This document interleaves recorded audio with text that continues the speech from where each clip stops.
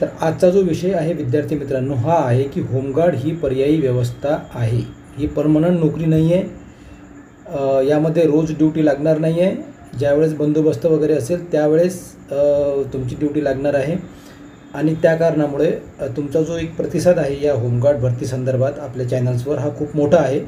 आणि एक गोष्ट यावरून लक्षात आलेली आहे की आपल्याला रोजगाराच्या संधी उपलब्ध व्हायला पाहिजेत आणि नेमक्या आपण त्या ज्या संधी आहेत त्याकडे दुर्लक्ष करतो। फक्त आपलं जे लक्ष असते हे लक्ष महाराष्ट्र पोलीस भरती आणि इंडियन आर्मी भरती याकडेच आपलं लक्ष जास्त असतं।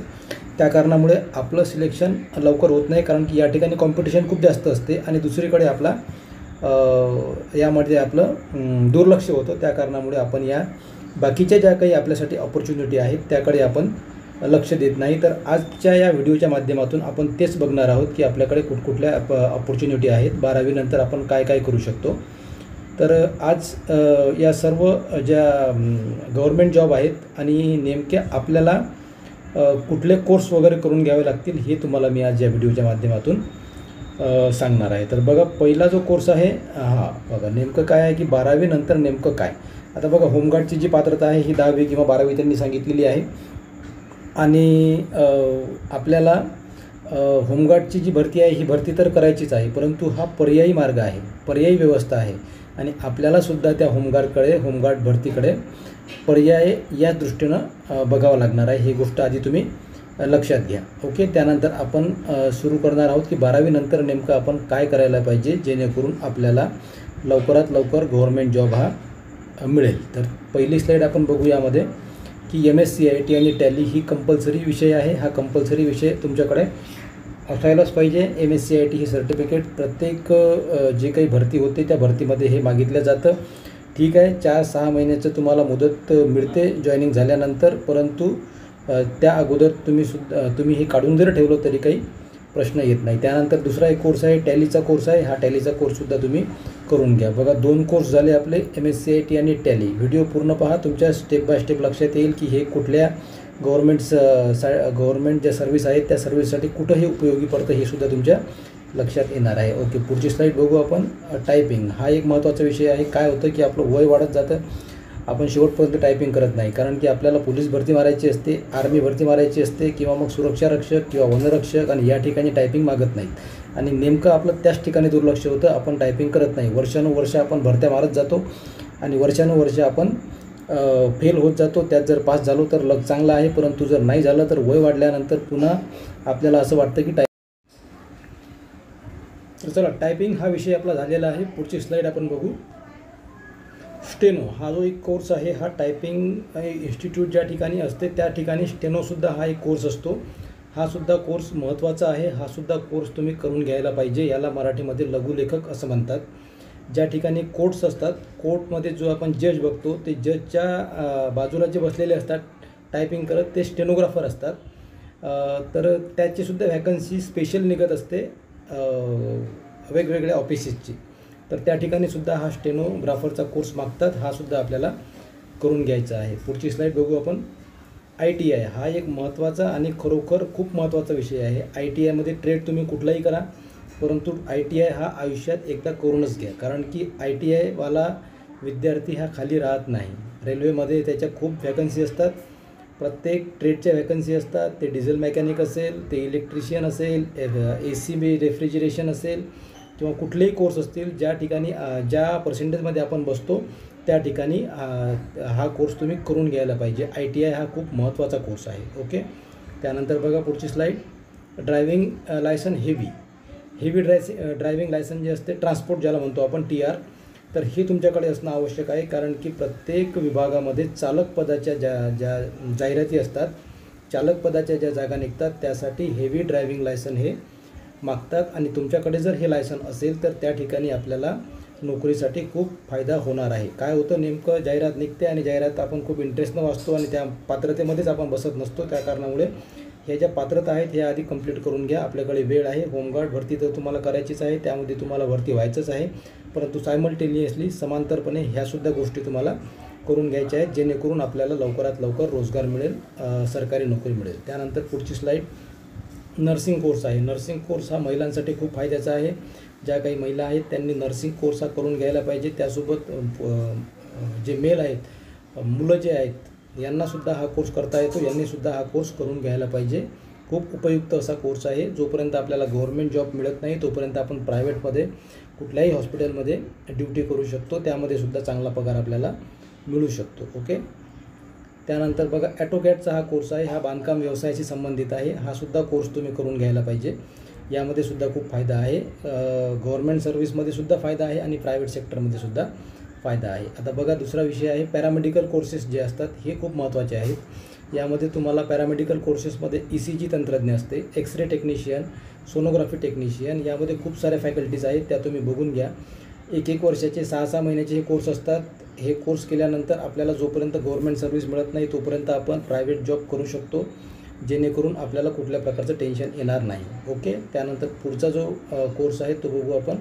आता महत्त्वाचा विषय आहे गव्हर्मेंट सर्व्हिस. आपण आधी सांगितलेलं आहे की पोलीस भरती असेल, आर्मी भरती असेल, अग्निवीर असेल, याकडे आपला जास्त कल असतो. बाकीच्या ज्या काही वॅकन्सी असतात याकडे आपण लक्ष सहसा देत नाही. त्या कारणामुळे आता आपल्याला आतापासून या गोष्टीकडे लक्ष द्यायचं आहे. ज्या काही पूर्तता आहेत, ज्या काही पात्रता आहेत त्या कंप्लीट करून घ्यायच्या आहेत आणि येणाऱ्या 1 ते 2 वर्षामध्ये आपल्याला गव्हर्मेंट सर्व्हिस मिळायला पाहिजे. आज उद्यापासून आपण काय करणार आहोत की दररोज संध्याकाळी ज्या नोट्स आहेत, हे जे सर्व संबंधित ज्या नोकऱ्या आहेत या संबंधित जो सिलेबस आहे त्या सिलेबसच्या नोट्स तुमच्यापर्यंत मी पोहोचवणार आहे या व्हिडिओच्या माध्यमातूनच.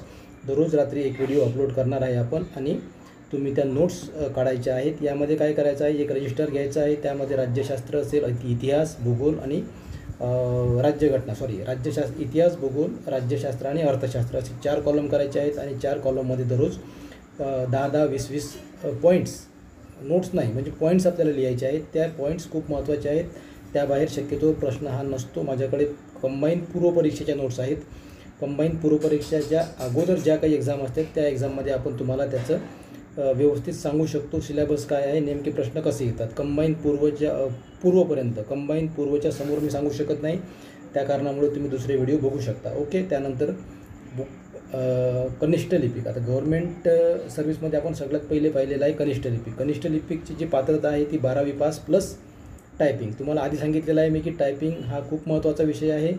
हा करून घ्या, मागं पडून जाते तो, एकदा करून घ्या. 30-40 इंग्लिश मराठी ते कंप्लीट करून घ्या एकदा.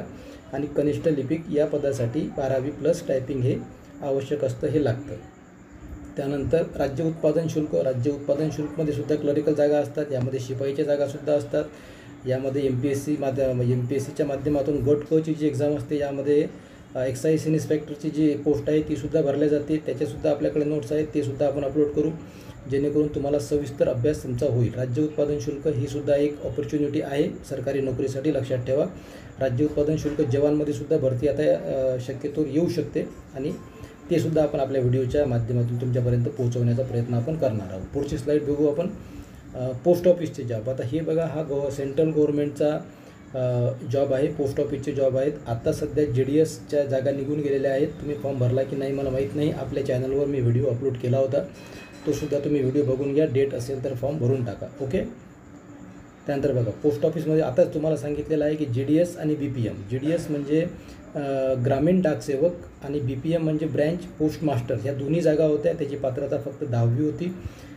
पर्सेंटेज हाय लागतात, परंतु फॉर्म भरायला काही आपल्याला हरकत नाही. फॉर्म तुम्ही डेट मला वाटते त्याची 5 तारीख होती लास्ट, असेल डेट तर तुम्ही चेक करून घ्या एकदा आणि फॉर्म भरा. पोस्ट ऑफिसमध्ये JDS, BPM या ठिकाणी सुद्धा तुम्हाला जॉब मिळू शकतो. त्यानंतर बघा, RMS. यामध्ये SA जी पोस्ट असते. RMS म्हणजे काय तर रेल्वे मेल सर्व्हिस. यामध्ये SA म्हणजे काय तर शॉर्टिंग असिस्टंट. क्लरिकलची ही पोस्ट आहे. 12वीवर भरल्या जाते. स्टाफ सिलेक्शन थ्रू ही पोस्ट भरल्या जाते. यासाठी सुद्धा तुम्ही 12वी नंतर अप्लाय करू शकता. त्यानंतर बघा कुठली पोस्ट आहे, हे स्टाफ सिलेक्शन कमिशन. ह्या दोन्ही ज्या पोस्ट आपण बघितलेल्या आहेत. पोस्ट ऑफिसमध्ये PA असतो, पोस्टल असिस्टंट, आणि RMSमध्ये SA असतो, शॉर्टिंग असिस्टंट. तिथं पत्राची शॉर्टिंग वगैरे करण्यात येते. त्या ठिकाणी ते जागा भरल्या जातात. स्टाफ सिलेक्शन कमिशन थ्रू ह्या जागा भरल्या जातात, ही गोष्ट लक्षात घ्या. ओके. त्यानंतर बघू आपण, स्टाफ सिलेक्शन कमिशन झालं. कर्मचारी चयन आयोग म्हणतात त्याला मराठीमध्ये. याच्यासुद्धा खूप प्रमाणात जागा दरवर्षी निघतात. याकडे आपलं दुर्लक्ष होतं. त्यानंतर आहे CPO म्हणजे काय आहे तर सेंट्रल पोलीस ऑर्गनायझेशन. यामध्ये भरपूर प्रमाणात जागा असतात. दरवर्षी यामध्ये सब इन्स्पेक्टरच्या जागा असतात ग्रॅज्युएशन लेवलवर आणि कॉन्स्टेबलच्या ज्या जागा असतात ह्या असतात 12वी लेवलवर. यामध्ये CRPF असेल, सेंट्रल रिझर्व्ह पोलीस फोर्स, त्यानंतर CISF आहे, सेंट्रल इंडस्ट्रियल सिक्युरिटी फोर्स, त्यानंतर ITBP आहे, Indo Tibetan border police force, SSB आहे, सीमा सुरक्षा बल आहे, त्यानंतर BSF आहे, बॉर्डर सिक्युरिटी फोर्स आहे, निमलष्करी दल आपण ज्याला म्हणतो. त्या सर्व भरती CPOच्या माध्यमातून होतात आणि याचीसुद्धा जी पात्रता आहे ही 12वीच आहे. याला 4 ऑप्शन असतात, 4 प्रकारे प्रश्न असतात. यात रिझनिंग असतं, GK असतं, मॅथ असतं. त्या कारणामुळे तुम्हाला GK सर्व मी प्रोव्हाइड करणार आहोत, हे त्याचं टेन्शन तुम्ही घ्यायचं नाही आहे. ओके. त्यानंतर बघा, तुमचं जर ग्रॅज्युएशन झालेलं असेल तर ग्रॅज्युएशनसाठी उद्या तुमच्याकडे व्हिडिओ येणार आहे.